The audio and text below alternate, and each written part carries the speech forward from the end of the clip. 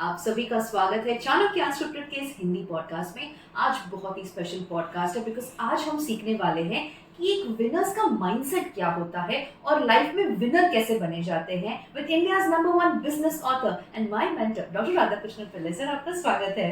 नमस्ते मानसी जी एंड नमस्ते all the viewers. बहुत अच्छा लग रहा है कि इस नए साल में हम लोग विनिंग की बात कर रहे हैं। यस, तो सबसे पहले happy new year. Happy new year, happy new year सारे व्यूअर्स के लिए कि आज जितने भी व्यूअर्स हमारे देख रहे हैं वो सब विनर्स बने। सर, सबसे पहला सवाल है कि जब न्यू ईयर आता है ना, सब लोग रेजोल्यूशंस लिखते हैं। वो ये अलग बात है कि रेजोल्यूशंस पूरे नहीं होते, पर सर इसके पीछे का क्या साइकोलॉजी है? इसको अगर हम लोग सही माने में देखें, new year is just another date. अगर आप देखो 31 दिसंबर और 1 जनवरी में फर्क तो कुछ नहीं होता, लेकिन हम कैलेंडर में कहते हैं नया साल है तो जोश में बहुत कुछ शुरू कर देते हैं। संस्कृत में इसे कहते हैं आरंभे शूराः। आरंभ में शूरवीर बनते हैं और बाद में आफ्टर 10th जनवरी देखो आधे रेजोल्यूशंस खत्म हो जाते हैं। जिम जाना है, ये करना है, वो करना है। इसका reason is lack of consistency. तो मैं सजेस्ट करता हूँ कि रेजोल्यूशन कुछ भी हो, छोटा या बड़ा हो, उसको कंसिस्टेंट रखिए, बार बार कीजिए। इसलिए कहते हैं यम और नियम। You should have a discipline on a regular basis, तब जाके आपके रेजोल्यूशन पूरे होते हैं। एंड इट डजंट मैटर आप 1 जनवरी को शुरू करो, 10 जनवरी को शुरू करो या 30th मार्च को शुरू करो, लेकिन शुरू किया तो जब तक खत्म नहीं होता तब तक आप उसको, उस कार्य को, उस प्रोजेक्ट को छोड़िएगा नहीं। So that is when you become a winner. Sir, आपने कंसिस्टेंसी की बात की और एक फेमस कोट भी है that if you fail to plan you plan to fail. तो सर ये प्लानिंग कैसे करें? ये बहुत अच्छा प्रश्न है, बिकॉज होता क्या है, जैसा हमने कहा कि लोग को प्लानिंग कैसे करना यही पता नहीं है। So we have dreams, we have vision, but we don't have plans. So फर्क आपको बताऊं, फॉर एग्जांपल मेरे मन में एक ड्रीम है कि मुझे let's say I want to go out for a vacation. तो कुछ गलत नहीं है, आपको कहीं जाना है, अब्रॉड जाना है या भारत में कहीं जाना है, but that's a dream, that's a vision. पर प्लानिंग बहुत जरूरी है। कब जाओगे, कहाँ जाओगे, कितने दिन के लिए जाओगे, किसके साथ जाओगे, कितना बजट होगा, that's when you start planning. In fact I always tell this, IBM formula कहते हैं ideas should be made into business plans. Wow. And it should be marketed with. Then only IBM एक कंप्यूटर कंपनी है, hardware company, software company, सब जानते हैं। It's one of the oldest and biggest software companies in the world. But मैं कहता हूँ याद रखिएगा, फॉर स्टार्टअप्स और to be winners, IBM is not just a company, it's also IBM stands for ideation. Then make the idea into a business plan. Wow. But business plan बन के कुछ नहीं होता। जो आपके प्रोडक्ट सर्विस उसको market कीजिए। So we want to know how to market, जैसे हम सोशल मीडिया में कर रहे हैं, then only you become a winner. वाह सर, आपने बिजनेस और मार्केटिंग की बात की और जनवरी में नेशनल स्टार्टअप डे अनाउंस हो चुका है सर, तो उसके बारे में कुछ बताइए। Startup should not just become and, startup should become big and bigger and biggest in the world. और जैसा आपने कहा है कि गवर्नमेंट ने भी बहुत प्रमोट किया है स्टार्टअप कल्चर को। हम देख रहे हैं आजकल मैं बहुत सारे जब कॉलेजेस जाता हूँ, बी इट IIT IIMs या बड़े बड़े इंस्टीट्यूट्स में, so there is a great startup culture. आज की जो युवा पीढ़ी है वो नौकरी नहीं चाहती, और जैसे कहते हैं कि मुझे किसी के अंडर काम नहीं करना है, बट वो बॉस नहीं चाहिए मुझे, that is not startup, it's a commitment for life. तो मैं कहता हूँ नेशनल स्टार्टअप डे पे पहली बात मेरा सजेशन ये है कि आप गवर्नमेंट ऑफ इंडिया के वेबसाइट पर जाइए, india.gov.in। ये जो आप वेबसाइट पे जाओगे, इतना सारा वहाँ पे अपॉर्चुनिटीज है फॉर स्टार्टअप्स। एंड बिलीव मी, भारत के सरकार ने बहुत सारा फंडिंग की अपॉर्चुनिटीज भी दी है स्टार्टअप्स के लिए। And this is called Mudra Yojana. I would request all of you to start googling on this, उस पर इंफॉर्मेशन कलेक्ट कीजिए, please apply and you will surely get a reply. Sir, आप अपने वर्कशॉप में भी बताते हैं कि जब आप एक स्टार्टअप शुरू करते हो तो कम से कम 1000 डेज तक उसके साथ रहो, उसको छोड़ो मत। बट सर, काफी स्टार्टअप्स इनिशियल लेवल पे फेल हो जाते हैं, काफी 6 मंथ्स भी सर्वाइव नहीं करते। तो सर इसके लिए आप क्या बताना चाहेंगे? देखिए क्या होता है कि जैसे मैंने पहले भी कहा कि startup is not just an idea, it's a commitment for a long term. Many startups don't have a business plan. जैसे मेरे पास बहुत सारे जब यूथ आते हैं कि सर मेरे को ये करना है, वो करना है, वेयर इज योर प्लान? वो प्लानिंग नहीं करते, फिर वो थोड़ा रीड अप कर लो, there lot of books available how to make plans. तो प्लानिंग अगर नहीं होगा तो आपकी आइडिया भी खत्म हो जाएगी। एंड दूसरी बात, after you have a plan you should have a mentor. And the mentor he or she will guide you कि इस प्लान को आपको बड़ा कैसे करना है या रियल कैसे करना है, because you may have a plan. लेकिन होता क्या है कि जब आप काम करने शुरुआत करते हो तो आपको समझ में आता है कि the plan may not be realistic. Correct. तो रियलिस्टिक क्या होता है, उसमें सच्चाई क्या है, वो जानने के लिए आपको एक मेंटर की जरूरत होती है। और जैसे आपने बहुत अच्छा प्रश्न पूछा, 1000 दिन, ये तो मैं गुजराती और मारवाड़ियों से सीखा है। वहां पे ऐसा कल्चर कि सपोज आपने दुकान खोला है, so you should not shut that shop for the next 1000 days. इसका मतलब है एवरेज 3 साल। तो क्या होता है, पहला आप दुकान खोलते हो तो आपको लगता है कि ग्राहक आ जाएगा, तो पहला दिन which is called inauguration ceremony, हमारे परिवार के दोस्त आ जाते हैं और सब लोग बहुत बड़ा जश्न मनाते हैं, परिवार वाले हो या दोस्त हो। But second day onwards is when the real challenge starts. और पहला 2-3 दिन शायद कोई आएगा भी नहीं, आपकी दुकान नहीं है, पता भी नहीं चलेगा कि तुम हो कौन हो, लेकिन बैठे रहो। और छोटा से छोटा ग्राहक हो तो भी उसे नेग्लेक्ट मत करो। शायद वो आज आपकी दुकान से केवल एक 10 रुपए का बिस्किट का पैकेट लेके जाएगा, लेकिन may be he will bring 10 more people tomorrow. और आज जो बिस्किट खरीदने वाला कल जाके आपका पूरा ग्रोसरी शॉप खरीद सकता है। बट वो जो पेशेंस है, कमिटमेंट है, इसीलिए जो बिजनेस कम्युनिटी से मैंने सीखा है, if you are a startup, कोई भी नया हो तो stick to it for 3 years and then you will be easily able to manage it for 30 years। Wow sir, आपने आपकी किताब आर्ट ऑफ विनिंग में भी लिखा है that if you want to be a winner you have to be a strategist. तो ये चीज़ sir startup में भी अप्लाई होती है। और सर आप स्टार्टअप के ऊपर भी किताब लिखे, तो उसके बारे में प्लीज पहले बताइए। In fact you will be surprise कि ये किताब जो है चाणक्य फॉर स्टार्टअप जो अभी मैं लिख रहा हूँ, interestingly it is from an American publishing company. तो जब उन्होंने मुझे अप्रोच किया डायरेक्टली सिलिकॉन वैली से, हमारे जो वहाँ पे दोस्त है, उन्होंने बोला कि you should write a book on Chanakya and startup. और हमारे पिछले पॉडकास्ट में भी आपने देखा होगा कि I believe in collaboration and ideas of others. तो ऐसे एक अमेरिकन कंपनी, पब्लिशिंग कंपनी ने मुझे अप्रोच किया और saying that why don't you right a book on Chanakya for startups. तो सबसे पहले मेरे मन में ऐसे विचार आया कि स्टार्टअप्स मतलब इंडियन कल्चर, जैसे हमने अभी बोला कि we have a national startup day, but you will be surprised. उन्होंने नहीं, startup is a culture in US also, it is a culture in South Africa also. तो वर्ल्ड वाइड जो सारी पीढ़ियां है वो स्टार्टअप का कल्चर है। और होता क्या है कि startups, specially if you are first generation, आपको पता ही नहीं होता। Suppose you are already from a family of business, तो आपके जो माँ पिताजी है या दादा दादी वो आपको गाइड कर सकता है। But what if you are new, and believe me 80% of the world is going to be first generation startups. तो मैंने सोचा कि उनको गाइडेंस देना चाहिए and this book is going to be unique and you will be. अभी तो लिखने की बात चल रही है, बट एक बार ये बुक आ जाएगा, 6 महीने तो लगेंगे, but we are actually going to do world wide launches. और मैं देखता हूँ, जैसे मुझे अभी भी याद है 2 साल पहले जब मैं अमेरिका में था, न्यूयॉर्क में मोस्ट हैपनिंग प्लेस जिसे हम कहते हैं फाइनेंशियल कैपिटल ऑफ अमेरिका, जैसे हमारे यहाँ पे Bombay is the financial capital of India, वहाँ पे जो मेन जगह है उसे कहते हैं मैनहट्टन। और वहाँ पे मेरे लेक्चर्स ऑर्गेनाइज किए गए थे on startup and I was surprised कि पूरे अमेरिकन यूथ थे वहाँ पे। तो मैंने बोला इतना बड़ा हॉल ऑन स्टार्टअप्स, मेरे को इंडिया में स्टार्टअप कल्चर नहीं, even people in America are looking at startup culture. Of course वहाँ के सिस्टम्स अलग है, हमारे सिस्टम अलग है, साउथ अफ्रीका में अलग है, ऑस्ट्रेलिया में अलग है। सो कमिंग बाय, ये किताब will be a guide to anybody and everybody across the world to create a startup culture. Wow sir, आपने स्टार्टअप्स की बात की और इवन ये किताब में आपने लिखा हुआ है कि Chanakya was a strategist and to develop a strategy you need analysis. पर सर ये सबके पास तो एबिलिटी नहीं होती है, तो ये डेवलप कैसे करें, चाहे वो स्टार्टअप फाउंडर हो या इवन अगर किसी को पर्सनल लाइफ में भी जीतना हो, तो ये एनालिसिस का एबिलिटी कैसे डेवलप कर सकते हैं? आपने बहुत अच्छा शब्द का उपयोग किया, स्ट्रैटेजिस्ट। और स्ट्रैटेजिस्ट का मतलब क्या होता है, जो सोचता है, अलग सोचता है। और आज आप देखोगे कि one of the most happening field is data analytics. Data क्या होता है, डेटा तो मिल जाता है, बट आपका दिमाग यूज करके डेटा को एनालाइज करना is very important and analysis will give you insight.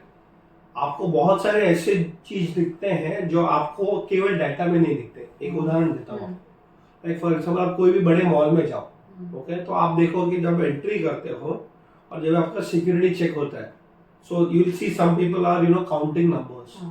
तो इसका मतलब क्या, they are capturing the data कि कितने फुटफॉल्स हुए। तो ये डेटा आप देखोगे कि एवरी मॉल या कहीं पे भी आप देखो तो technology can tell you the data. जैसे आप अगर गूगल यूज करते हो या ईमेल यूज करते हो, यू कैन एनालाइज। ट्विटर पे एनालिटिक्स है, इंस्टाग्राम एनालिटिक्स है, but that is not enough. वो तो डेटा दे रहे हैं, उसके बाद दिमाग कैसे लगा कि उसमें से क्या निकालते हो।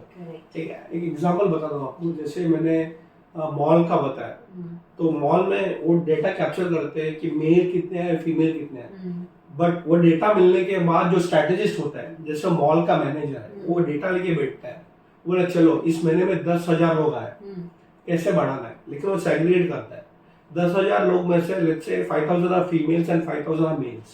अच्छा, तो 5,000 मेल आ रहे, 5,000 फीमेल, फिर और एनालाइज करते हैं कि कब आ रहे हैं। तो maximum footfalls are during weekends. तो जैसे सैटरडे संडे आप देखोगे नॉर्मल है, तो वो सोचेगा कि how do I make footfalls, ज्यादा से ज्यादा लोग कैसे आए, और may be low day like Wednesday या मंडे को तो कोई नहीं जाता, बहुत कम लोग जाते हैं। तो वो लोग क्या करते हैं कि एक एनालाइज करके एक स्ट्रेटेजी बनाते हैं। जैसे सबसे सस्ता दिन विल बी वेडनेसडे, तो आप देखो सबसे सस्ता दिन सैटरडे और संडे को ज्यादा चार्ज करते हैं। आप मूवीज जाते हो सैटरडे संडे को, तो बोलते हैं यार इधर तो बेचने की जरूरत ही नहीं है, लोग आएंगे। लेकिन how do I promote a movie to be full on a Monday morning, इसको एनालिसिस और स्ट्रेटेजी कहते हैं। मैं आपको एक उदाहरण बताता हूँ। मुझे एक मॉल पता है जहाँ पे यू विल बी सरप्राइज्ड, वो there are 4 shows in a day, okay, and 7 out of 7 days चारों shows are 100% full. How come? Monday morning को भी शो फुल होता है, आपको टिकट नहीं मिलता। अब आप सोचिए कैसे। तो मैंने मैनेजर से बात किया, तो बोलते हैं हमने एनालाइज किया, तो समझो अभी एक मूवी आई अवतार, अगर आप 3D में जाओगे, बड़े मॉल में जाओगे, तो शायद 300 रुपया होगा, ओके, बट उन्होंने देखा कि द लॉट ऑफ पीपल, बहुत सारे ऐसे लोग हैं जो 300 रुपया अपने फैमिली के साथ अफोर्ड नहीं कर पाते। और उसमें क्या होता है, आप देखोगे you will have to buy popcorn या कुछ खाने पीने के लिए, तो आपको देखोगे middle class and above can afford may be 1,000 rupees. तो अगर आप समझो 300 रुपया प्लस 200 रुपया अगर आप समझो खाने का ले लो, तो हो गया कितना, 500 रुपया पर पर्सन। और अगर 4 फ्रेंड्स जा रहे हो तो इट्स ऑलमोस्ट 2,000 रुपीज। तो ये डेटा मिल गया। लेकिन वो बोलते हैं सैटरडे संडे को कुछ नहीं करना, विल चार्ज प्रीमियम। लेकिन व्हाट अबाउट मंडे मॉर्निंग? तो ये मैनेजर ने क्या किया होगा, सोचो, ये स्ट्रैटेजिस्ट, मैं उसको बहुत रेस्पेक्ट करता हूँ। उसने देखा कि बहुत सारे ऐसे लोग हैं जिनको 2,000 रुपया फैमिली में खर्चा नहीं कर पाते, तो उन्होंने क्या किया पता है आपको, 200 rupees per person per ticket, including popcorn and one drink, and वो that will be on Monday morning at 6 o'clock। Monday morning 6 o'clock कौन उठ के जाएगा? देन रिवर्स मैंने पूछा कौन आएगा, तो कौन आते पता है आपका, रिक्शा वाले। तो रिक्शा वाला जो होता है उसके मन में भी खाब होता है ना कि मेरे बच्चों को और मेरे लोगों को भी लेके जाओ। तो वो क्या करता है, उन्होंने एनालाइज किया कि रिक्शा वाले जो होता है सुबह 6 बजे से 9 बजे, ओके, अपने फैमिली के साथ 9 बजे को कोई भी काम पे जाता है वगैरह, तो अगर ये 3 घंटा भी कोई बता है, तो वो पूरा महीने में प्लान करता है 200 रुपया इंटू 4 पीपल, 800 रुपया तो निकाल सकता है, but he can't spend 2,000 rupees on weekend. तो आप देखोगे एनालिसिस करके उसने स्ट्रेटेजी बनाया, and not a single show is empty. So insightful. और ये मतलब डेटा से इतना सब आप एनालाइज भी कर सकते हैं सर, लेकिन इसके लिए एक सही माइंडसेट भी तो चाहिए ना। काफी लोग सीखना नहीं चाहते, काफी लोग शुरू करते लेकिन बाद में मोटिवेशन खो देते। तो ये विनर्स का माइंडसेट या ये एनालिसिस का माइंडसेट कैसे डेवलप करें? ये बहुत अच्छा है। बी कंफर्टेबल विद नंबर्स, आंकड़ों में सोचो। सी रिमेंबर, कोई भी स्ट्रेटेजी तब तक नहीं बन सकती जब तक आपके मन में आंकड़े ना हो। और जैसे विनर की बात में जितना चाहते हैं उनको आंकड़ों में सोचना बहुत जरूरी है। एक उदाहरण देता हूँ, सपोज आप क्रिकेट खेल रहे हो या फुटबॉल खेल रहे हो, स्पोर्ट्स, तो आप देखोगे कि वो स्पोर्ट्समैन जो होता है, जो विनर है, उसको मन में होता है कि इतने ओवर है, इतने रन बनाने हैं, और उसको पता ही नहीं है कि what is my target, how will he win. जैसे फुटबॉल में देखो, वो बोलते हैं अच्छा 45 मिनट्स है या फिर 90 मिनट्स, इसमें मुझे गोल मारनी है। सो टू थिंक इन नंबर्स। तो विनर्स जो होते हैं उनको आंकड़ों में सोचना बहुत जरूरी है। दूसरा जो बात होता है कि आप कोई भी चीज करो तो कुछ ना कुछ समस्या, कुछ ना कुछ प्रॉब्लम तो आएंगी। That is when you require a coach or a mentor. And third thing जो हमेशा अच्छा एडवाइस करता हूँ कि आपके साथ थोड़ा मित्र होने चाहिए, who will boost you and motivate you। तो पहली बात डेटा थिंकिंग, डेटा एनालिसिस। दूसरी बात जो है कि आपने मेंटर के साथ थोड़ा गाइडेंस लेना। तीसरा अपने दोस्तों के साथ मोटिवेटेड रहना। सर मेंटर आपने बोला हायर करनी चाहिए, दोस्तों के साथ करना चाहिए, और ये सिमिलर पॉइंट मुझे याद है आपने किताब में भी लिखा हुआ है कि विनिंग थ्रू नेटवर्किंग। तो क्या यही चीज आप बताना चाह रहे हैं इसके थ्रू? जी, नेटवर्क का मतलब क्या होता है, केवल लोगों को जानना नहीं, उनके साथ करीबी संबंध रखना। जैसे हमने देखा है बहुत सारे बिजनेस कॉन्फ्रेंस में जाते हैं तो ये सब लोग कार्ड्स एक्सचेंज करते हैं एक दूसरे का, लिंक्डइन प्रोफाइल या इंस्टाग्राम, बट इसमें आप देखोगे बहुत सारे लोग, जैसे मेरे इंस्टाग्राम में लाखों के फॉलोअर्स हैं, but that doesn't mean it's my network. हो सकता है कि 5 लोग हो who actually are my real network and net worth, and that's where again data analysis comes in. Correct. उदाहरण के लिए मेरे खुद के contacts who have met personally more than 35,000 people in person और इसके सारे डेटा है मेरे पास। बट मैंने रियलाइज किया कि ह्यूमनली 35,000 लोगों का साथ जो मुझे संबंध बना वो नहीं सकता। सो मैंने अपनी टीम के साथ बैठे ऑफिस में and I checked out 500 people जिसके साथ मुझे नेटवर्क करना। And those are chairmen of companies, बड़े बड़े government officials, they are customs officer, police officers, बड़े बड़े यूनिवर्सिटीज के वाइस चांसलर्स। अब ये हो गया मेरा नेटवर्क विथ नेटवर्थ। अभी ये 500 लोग बोलते हैं 500 लोग हम इंडिविजुअली कनेक्ट होता। हाँ 35,000 लोग को इंडिविजुअली मिला हूँ, but I have filtered, I think this is my network. तो आपको भी ये करना है कि दोस्त बहुत मिलेंगे, लेकिन जो क्लोज फ्रेंड्स होते हैं जो आपके साथ हमेशा जुड़े रहे, that is your real network and network. Wow sir, हम जब गोल्स की बात करते हैं तो हम कहते हैं कि we should be flexible when working on the goals, but sir कई बार प्रोक्रेस्टिनेशन आ जाता है, कई बार वो मोटिवेशन चला जाता है, तो how can you be flexible while working for your goals? देखिए लाइफ में क्या होता है, अगर आप फ्लेक्सिबल नहीं हो and if you become rigid कि ऐसा ही होना चाहिए, then life will throw you out. हमारे बहुत सारे प्लानिंग होते हैं, लेकिन वो प्लान जब भी चेंज हो जाता है, not because of you. For example आप देखो, सबसे बड़ा जो प्लान हमने किया था वो पैंडेमिक ने सब कुछ बिगाड़ दिया, but we are flexible and those people who are able to adapt actually become very successful. So आप पैंडेमिक में देखो बहुत सारे टेक्नोलॉजी कंपनी कितने बड़े हो गए। फॉर एग्जाम्पल आप देखोगे जूम करके, किसको तो पता भी नहीं था पैंडेमिक के पहले जूम है क्या। Today every particular person has got a zoom on his mobile और लैपटॉप। तो आप देखोगे एडेप्टेबिलिटी है, तो flexibility is equal to adaptability. और जैसे आपने पूछा, ये विनर या जीतने वाले का माइंडसेट होता है, don't forget your goal but be adaptable. एक उदाहरण देता हूँ, जैसे मुझे ट्रैवल बहुत पसंद है और मैं ट्रैवल करते रहता हूँ। जैसे आपने डिसाइड किया कि आपको यहाँ से लेट्स से मुंबई टू दिल्ली जाना है, सो आपने टिकट बुक कर दिया, मतलब आप एयरपोर्ट पहुंचे, let's say going by flight, और पता चला because of whatever reason वो फ्लाइट टेक ऑफ ही नहीं हो रही। सो आप बोलोगे अभी मैं क्या करूँ, मैं तो नहीं जा सकता। बट विनर सेज वेट, भले प्लेन नहीं हो तो I can still go by train. लेकिन लोग सोचते ही नहीं है, बिकॉज दे सेइंग मेरा प्लेन कैंसिल हो गया, मैं क्या करूँ। वो सामने फोन करके बोलते हैं कि मैं नहीं आ सकता, क्या करूँ, और सामने बोलो ठीक है, but that's not a winning mindset. Plane नहीं है तो ट्रेन, ट्रेन नहीं है तो गाड़ी से चलो। बट मेरे ऑफिस में भी काफी होता है कि हम लोग जब प्लान करते हैं, lot of things don't work out, फिर बोलते हैं alternative route. I can give example, तुम्हारे पास यहाँ से दिल्ली के लिए डायरेक्ट फ्लाइट नहीं है मुंबई से, you can go to Ahmedabad, और अहमदाबाद से तुम अहमदाबाद टू दिल्ली फ्लाइट ले लो। So that is called flexibility, but don't forget that you have to reach Delhi. Means हमें रास्ते निकालने, सॉल्यूशंस निकालने, गिव अप नहीं करना है। तो सर काफी बार लोग मोटिवेशन लूज करते हैं, काफी बार कोई चीज शुरू करते हैं लेकिन कंप्लीट नहीं करते, तो उनके लिए आप क्या सजेस्ट करना चाहेंगे? मैंने मेरे पिछले पॉडकास्ट में भी बताया था कि always have a plan and keep note of it. क्योंकि मोटिवेशन इसका कारण क्या होता है कि हमको कोई ना कोई इंस्पायर करता है, लेकिन वो इंस्पिरेशन नहीं हो तो आप बोलते छोड़ दो यार। तो अपने आप को मोटिवेटेड रखने के लिए आप एक नोट बनाओ कि ये मेरा गोल है, आज मैंने इतना किया, इतना किया, इतना किया। You will be surprised.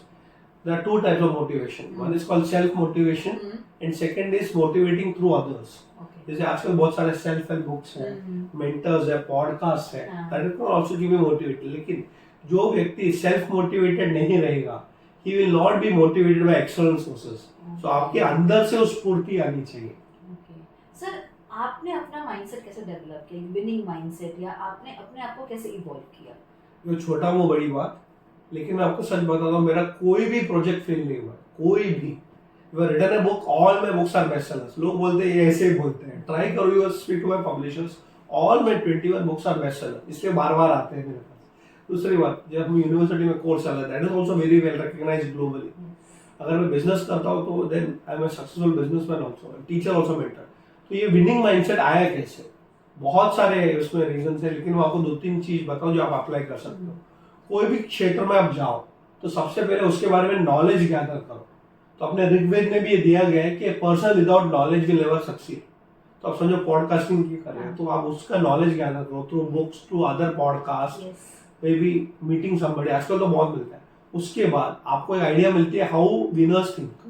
Suppose you are doing a business, तो आप फेल्ड बिजनेसमैन के पास मत जाओ, गो टू सक्सेसफुल बिजनेसमैन, उनकी किताबें, उनकी स्ट्रेटजीज पढ़ो. तो first thing is gather knowledge. Second thing about winning mindset जो मैं अप्लाई करता हूँ, it's very important time management. देखो क्या होता है, 24 घंटा होते हैं, लेकिन winners also use that 24 hours very effectively. तो every minute of my life is very well planned and also flexible. ऐसा नहीं कि मैं बहुत रिजिड हूँ. समझो हमने प्लान किया, कभी कभी उसका एग्जैक्टली हम वो टाइम पे नहीं पहुंचते, कोई बात नहीं, इन्फॉर्म द पर्सन कि मैं नहीं आ पा रहा हूँ for whatever reason and I cover it up. So time management. Third and very important thing, अगर आपको लगता है कि अपने गोल से आप थोड़ा डाइवर्ट हो गए, be conscious and come back. जैसे पायलट जो होता है, यू बी सरप्राइज, अगर आप प्लेन में जाकर pilot will go of track at least 90% of the time he is flying. Is it? Yes. लेकिन पायलट का काम ये नहीं होता कि चलो हवा के साथ निकल जाओ. तो लुक एट द डायरेक्शन. समझो हम थोड़ी इधर गए, थोड़े यहाँ पे आ गए, फिर जाओ, फिर आए. हवा तेज चलती है, बारिश आती है, weather condition. So the role of a pilot is keep on track. And let me tell you again, वो पायलट्स ने बोला है 90% of the time a plane is off track. हमको लगता है स्ट्रेट लाइन नहीं होती, इट्स ऑलवेज गोइंग, बिकॉज वहां पे अपने रोड जैसे नहीं होता, ट्रेन जैसे नहीं होता. ट्रेन में कुछ नहीं करना पड़ता, पटरी होती है, you have to make sure that you are on the track. और ट्रैक से कभी बाहर नहीं जा सकते, you will die. But plane ऐसे नहीं चलता. Can you believe this? 90% of the time it goes off track and the pilots only role is to bring it back to track. Sir ये तो आजकल नया जानने वाला. वाह सर, कोई ऐसी कहानी जो चाणक्य के ऊपर बता सकते ऑन विनिंग माइंडसेट और on how to be a winner? देखिए, डिपेंडिंग ऑन द सिचुएशन, परिस्थिति देख के आपको स्ट्रेटजी बनानी है, और हम कहते हैं मनस्थिति बनानी है. और ये मेरी किताब है जिसको कथा चाणक्य, उसमें बहुत सारी कहानी है, उसमें से एक कहानी मैं बताऊंगा, विनिंग माइंडसेट. चंद्रगुप्त मौर्य जो चाणक्य के स्टूडेंट थे, तो ऐसा कहते हैं एक बार वो कोई तो युद्ध में गए थे और वो युद्ध में जीत नहीं पाए. So there is a saying that you may have lost the battle but you should not lose the war. तो पहला वो कहते हैं ना, पहला वॉर में गया, वो ज्यादा कुछ रन्स नहीं बना पाया, तो अपने गुरु के पास आते हैं और बोलते हैं पता नहीं वो राजा को मैं डिफीट नहीं कर पाया. तो चाणक्य लोग बैठ पहले खाना खा. ऐसा बोलते, this called hot rice plate strategy. Hot rice plate strategy, okay. तो खाना खाते रहते हैं, तो जैसे आप देखोगे प्लेट होता है, गरम चावल डाला हुआ. तो चंद्रगुप्त को पूछते तुम अभी ये गरम चावल है कैसे खाओगे? तो उसके बाद दाल डाला हुआ है. तो चंद्रगुप्त क्या करते, सीधा उंगली हाथ बीच में डाल देते हैं, उसका उंगली जल जाता है. बोलता है ऐसा नहीं खाते, कैसे खाओगे? तो साइड साइड में थोड़ा थोड़ा लो. तो उसने तभी स्ट्रेटजी समझा कि देखिए, अगर कोई राजा को मैं डायरेक्टली अटैक करूंगा तो वो मुझे अटैक करेंगे, उसके आगे जो भी सिक्योरिटी है. तो धीरे धीरे, तो कोई भी राज्य को जीतता हो तो पहले बॉर्डर से एंट्री करो, डायरेक्टली राजधानी मत जाओ. तो ये ऐसी strategy. Winner mindset is about flexibility. तो ऐसा कहते हैं ना हमारे दादी माँ का नुस्खा, जो घी सीधे उंगली से नहीं निकलती, टेढ़ी उंगली से निकालो. इसका मतलब ये नहीं मैनिपुलेशन. तो there are different ways to achieve the same goal. If you can't do it this way, what is the alternative way? इसलिए आपको स्ट्रेटजी एंड फ्लेक्सिबिलिटी दोनों होनी चाहिए, और मेंटर भी. तो आपने कहानी से मेंटर का भी सर इंपॉर्टेंस बताया कि एक मेंटर आपको सही गाइडेंस और सही बात देते हैं. बट सर ये मेंटर ढूंढे कैसे? देखिए, मैं तो कहता हूँ कि mentor is not just a human being. तो ये होता है कि मुझे गुरु नहीं मिलते, मुझे मेंटर नहीं मिलते, ये प्रश्न सब लोग मेरे हर पॉडकास्ट में पूछते हैं. तो मैं कहता हूँ कि a book can be A mentor, A cloud can be A mentor, लेकिन हम सीखने की एबिलिटी नहीं रखते. कभी कभी ऐसे होता है आप गुरु प्राप्त भी कर लेते हो, मेंटर प्राप्त भी कर लेते हो, but you don't learn from him और हर. ऐसे भी होता है. सो हमारे गुरु बहुत अच्छा बोलते थे, spirituality is never taught, it is always caught. Wow. तो इसी तरह strategy is never learned by somebody who teaches you, have to learn from him in spite of him not teaching. इसीलिए भगवत गीता में भी कहा गया है कि वॉच, ऑब्जर्व, यद यद आचरति श्रेष्ठा तत्तत् देवे इतरो जना. सो आपको वॉच करना है लीडर्स को. सो यू वॉच विनर्स कि व्हाई इज ही सक्सेसफुल. वो आपको सिखाएगा नहीं, लेकिन आपको उससे सीखना है. And the real winner is the one who learns without being taught. Sir national startup day आ रहा है, तो स्टार्टअप्स के लिए आप क्या एडवाइस देना चाहेंगे? एडवाइस तो बहुत मिलेंगे. The best way to have a startup is start. And I tell you one thing, देखो जो शुरुआत नहीं करता कभी विनर नहीं होता. और शुरुआत का समय कोई 1 जनवरी नहीं होता. Correct. Okay, it is start here and right now. Of course, don't jump into it without planning. लेकिन you know, yes, देश काल स्थिति वो सब देख के आपको, परिस्थिति वो सब देख के आपको शुरू करना है. लेकिन अगर मुहूर्त नहीं निकले तो तुम तो हो. Correct. So my advice is that if you have a idea, convert that into a plan and start right here, right now. Sir Chanakya अगर मॉडर्न स्टार्टअप्स को गाइड करना चाहते तो वो क्या एडवाइस देते? Find a mentor, and if you don't find a mentor, start by reading a book. Sir 2023 को एक विनिंग ईयर कैसे बनाया जाता है? So पहली बात, जो 2023 हो या 24 हो या 25 हो, if you are in India, you are already a winner. If you are an Indian anywhere in the world, you are already a winner. Wow. तो पहले विनिंग माइंडसेट. Yes. देखो होता क्या है कि जैसे ग्लास के बारे में बोलते हैं, half full and half empty. आप किस तरह देखते हो? देखो, विनर होने के बाद भी आपके चैलेंजेस चलते रहेंगे. So you look at realistically. तो विनर वो होता है जो ग्लास को देखता है, बोलता है yes the glass is half full, that is positive thinking, but the glass is half empty is negative thinking. तो आपके मन में माइंडसेट होनी चाहिए कि if the glass is half full, आधा काम किसी और ने कर दिया, what will I do to fill up the remaining half. That is a winning mindset. आपको काम बहुत करनी है. और मैं लास्ट सजेशन ये दूंगा कि please understand this word called karma yoga. आपको अपना कर्म करना है. You have to do your duty, you have to do your work with planning. Of course Chanakya वहां पे आता है. And with strategy, if you plan and work hard, success will come to you, not only in 2023 but in the future, in any year of the life time that you have. I wish you all the best और आप सभी को बहुत बहुत हार्दिक शुभकामनाएं. And I hope कि ये podcast से आपको बहुत कुछ सीखने मिला होगा और हम ये प्रार्थना करेंगे कि आपका ये साल एक बहुत विनिंग साल हो. Thank you so much. Do like, share and subscribe.